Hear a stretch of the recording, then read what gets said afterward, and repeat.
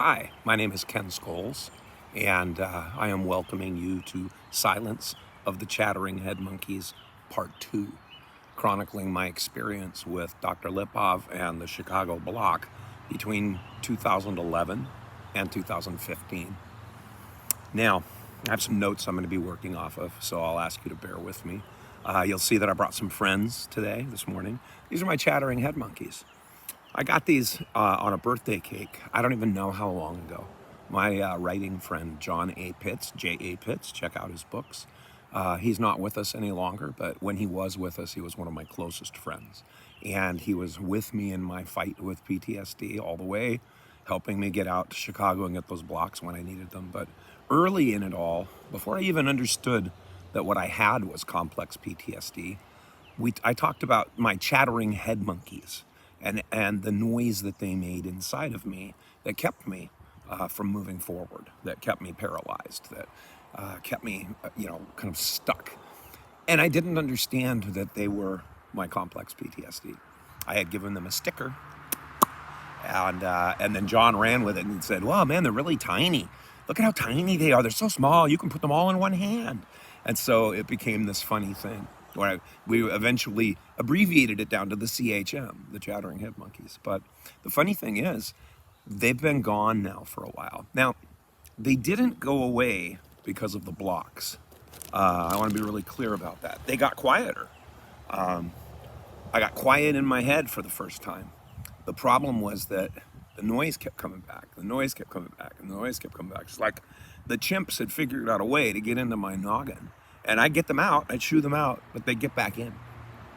And it took a bit, but part 3, I'll talk about the steps beyond PTSD that have helped me get them down to quiet.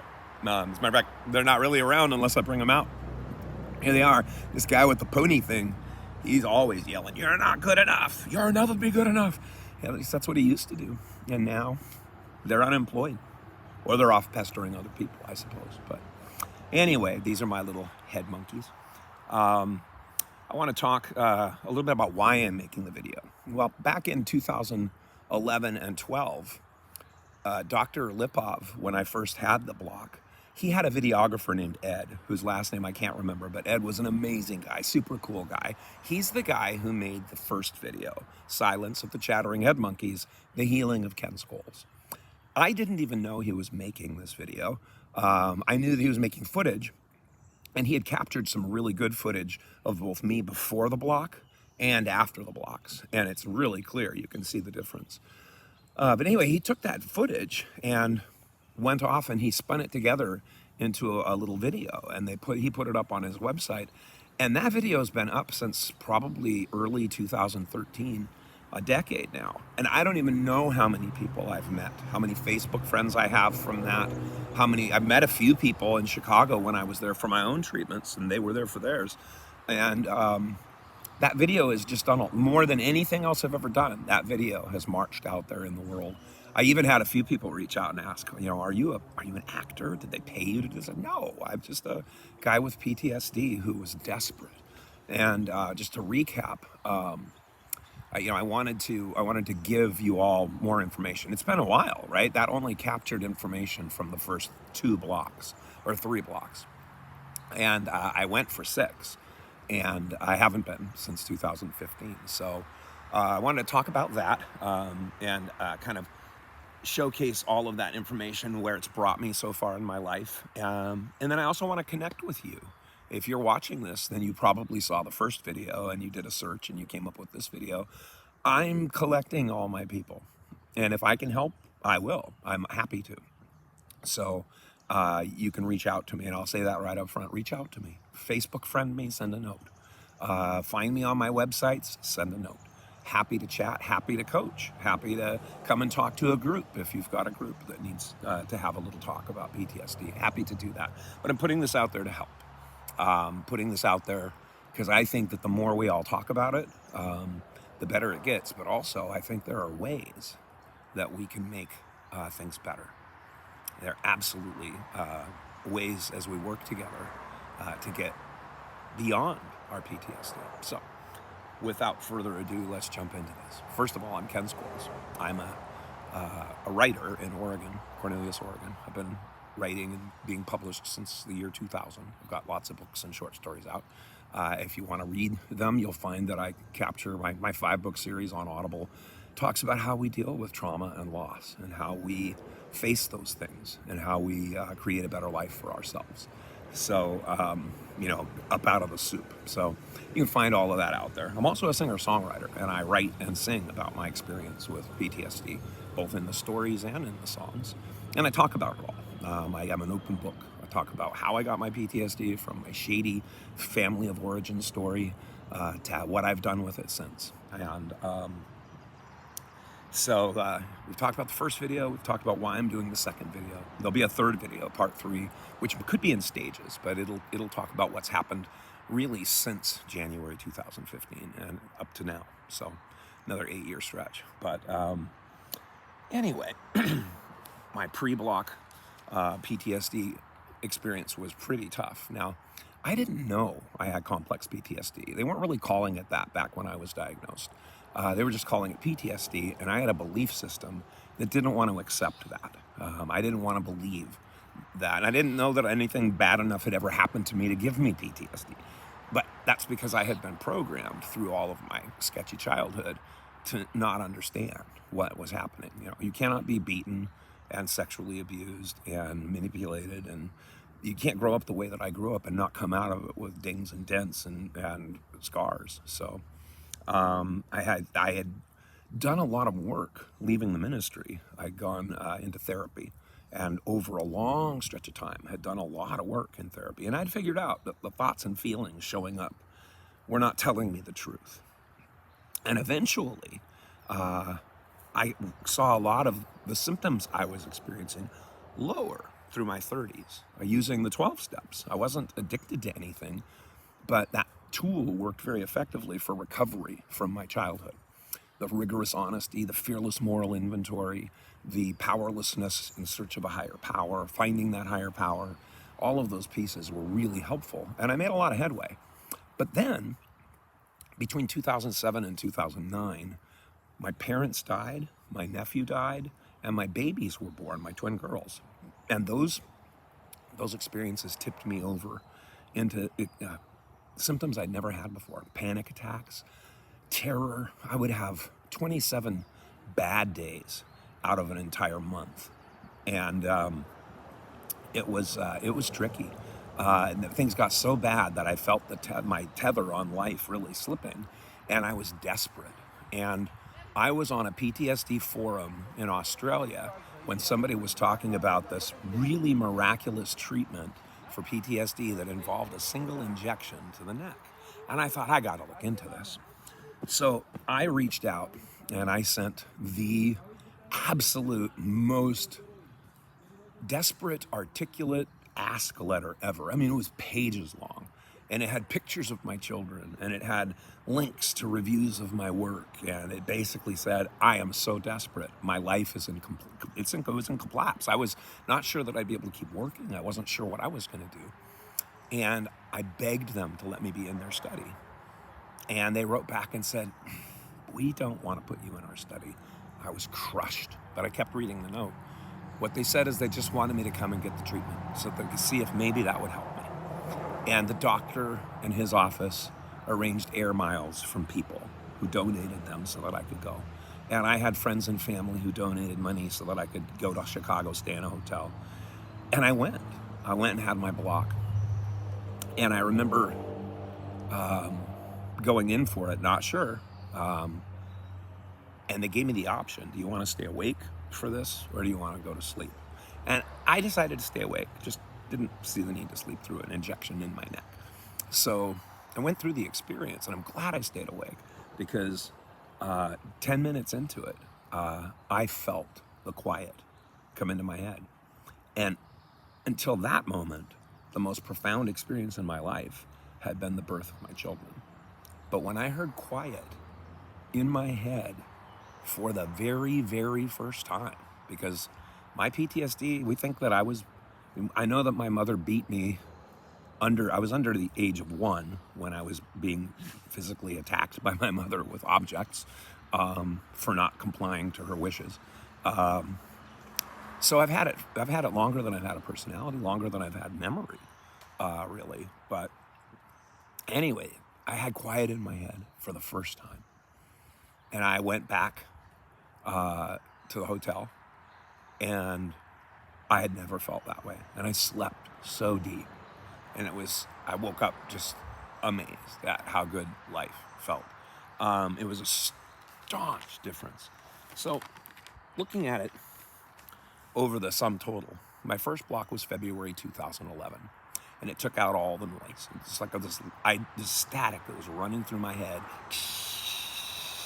that I didn't know was there.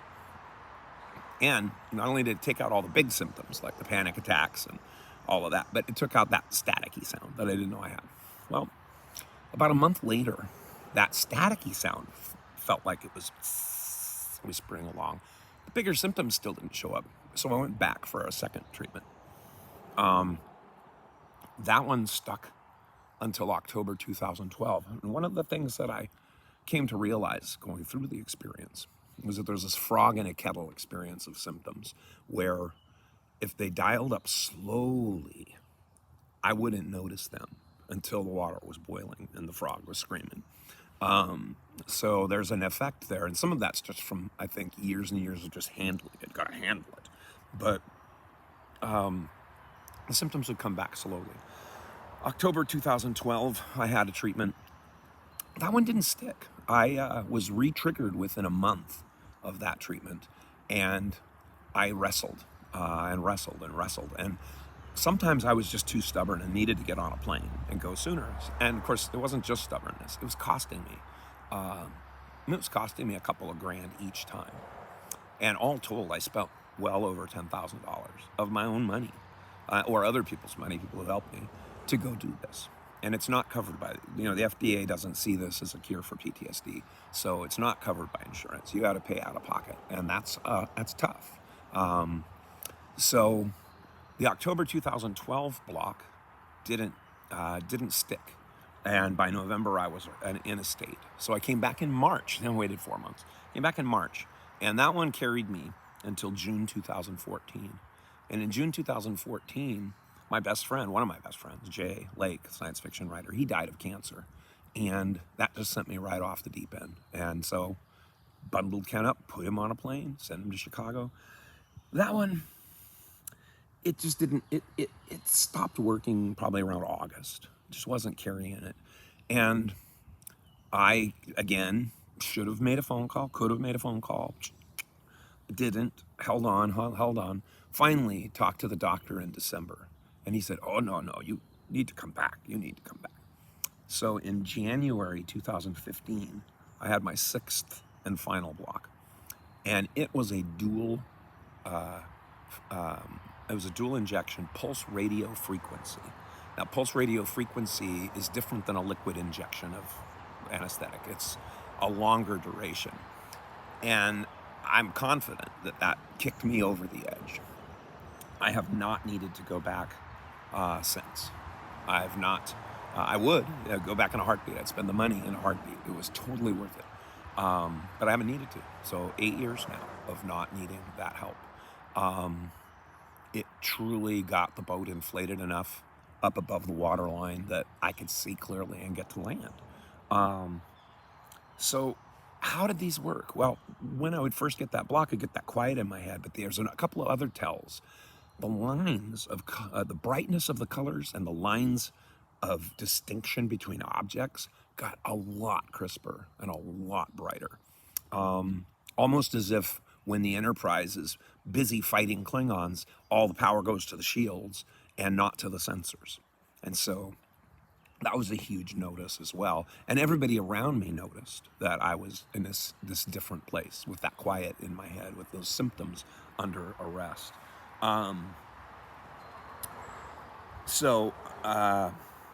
Let's see, I'm looking at my notes here. I came out of each block feeling different, getting restored back to a place of quiet. And then slowly it would deteriorate or erode. Well, and some of that is because PTSD is generated inside of us. And until we stop making more of it, it continues to happen. Like your amygdala will keep triggering, and my amygdala still triggers today. It's just that now when it triggers, it's a very different experience than what it used to be. Everybody noticed the difference. My therapist said that I seemed like a tortured soul before I went, and when I came back, just a whole different Ken.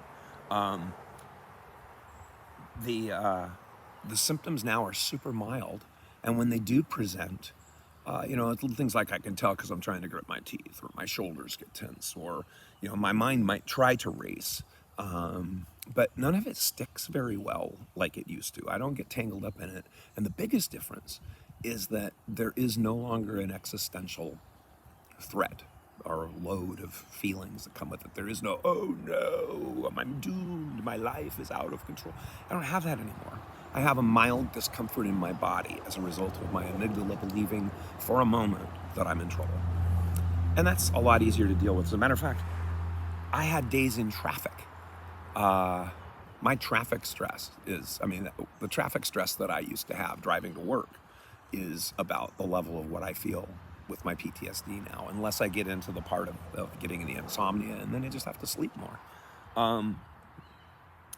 My tolerance when I trigger has gone way down. When you get used to carrying that backpack of rocks all the time, and then you have years of not, even one little rock, it's just, I don't want to carry it. So that's something to think about. I would go back without hesitation. I would spend the money. I would take the time.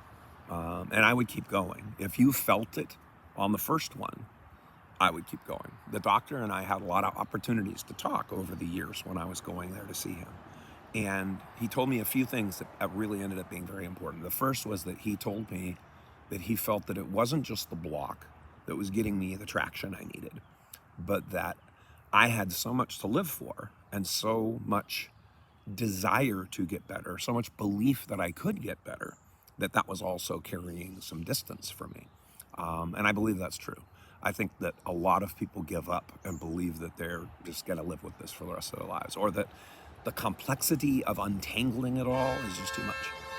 It's not true. The secret ultimately is a simplicity, not a complexity. But we'll talk about that in part 3. Where am I at today? Well, it's been 12 years since my first block, and it's been 8 years since my last block. I live mostly symptom-free. My absence of symptoms did not create sustainable peace. That's part 3. Sustainable peace happened when I had enough time with my head above water that I could see. And right after that last block, 2015, all of the patterns in my life made sense. All the connections, how good they were, how bad they were, made sense. And I found that the old that wasn't sustainable could not be retained. I discovered that while I was busy trying to solve my PTSD problems, my partner wasn't trying to solve her problems. And we ended up not being able to turn the corner. And I ended up going through a pretty painful divorce, and yet managed to weather my way through that with minimal symptoms, some here and there, of course. But now I have clarity of focus. Everything in my life is different than it was before I went for the blocks. I have a more integrated sense of purpose in what I'm up to. When I want to do something, I can do it. My executive function is there. I'm able to access my resilience, which is inside of us all. We all have resilience, but I didn't know that, and I didn't know how to access it. My insight, my common sense, my creativity and inspiration, I can go and get those things.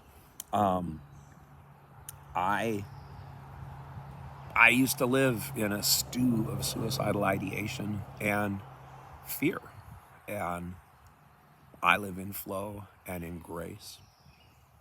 I'm radically in love with my life. I love raising my daughters and being their dad. I love having my job and then being out in the world making music and telling stories and helping people. And I'm interested in helping you. If you've got PTSD, and you want out of it, you want past it, I'd be interested in chatting. So I hope you'll reach out to me. I can be found easily on Facebook. I can be found here through YouTube, or you can drop me a note through my websites. But the most important thing that I can do now with the rest of my life is help other people find their path if they want that kind of help, now that I understand better what I'm up to. So thanks for spending this time with me. And if you watched the first video and reached out to me through that, thank you.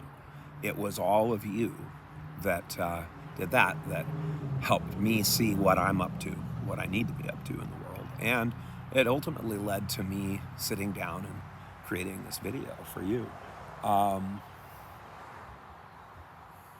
Part 3, just to give you a little bit. Part 3 really came together about a year and a half after my last block. It was May 2016, and I think that with each block, my cognitive capacity improved because I'm fighting and less chattering head monkeys, right? Didn't have that noise. And so as my cognitive capacity improved, so did everything else in my life. As my level of understanding went up, so did the rest of my life. And so part 3, I'll talk about living beyond PTSD and talk about some of the things that have helped me keep that momentum. Because like I said, I live in flow now, and it's, other than you have to experience it to know it, but it's so different from living in fear. The difference between fear and flow are huge, but that's a talk for another time. Anyway, thanks for spending time with me. And again, this is Silence of the Chattering Head Monkeys Part 2. Watch for Part 3 coming soon. My name is Ken Scholes, and I will talk to you soon. Thanks.